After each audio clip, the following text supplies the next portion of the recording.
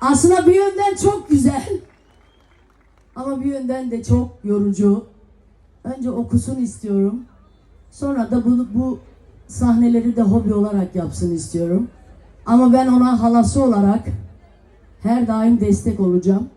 Burada bak tanem, herkesin gözü önünde sana söz veriyorum, huzurunda. Ama tanem diyor ki benim de soyadım Maciran yapacağız diyor. Tamam dedim, sen de Maciran, Bal. Bizim gerçek soy ismimiz Bal bu arada. Tanem Polen Maciran mı olacak? Tanem. Evet. Bir evet der misin? Evet. Tülay şey yok, bir söylesin bir böyle. Şimdi bir tane eserimi okuyor. Bir test yapalım. İlk konseri olsun Tanem'in. Tanem ilk konseri, tamam. Direkt konser yani, bak.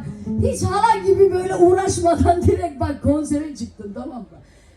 Senden bir ricam var. Bir şöylesin bir böylesin ne diye. Hadi. Ses verelim. Ben bir başlayayım. Beraber. Hadi. Sana eseri çal.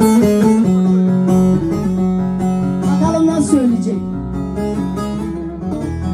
Ona bugün bir fırsat tanımış olayım dedim. Kocaman alkışlar Tanem Polen Maciro. Tülay, nakarat bölümü nakarat. Tamam abisi, sadece nakarat bölümü.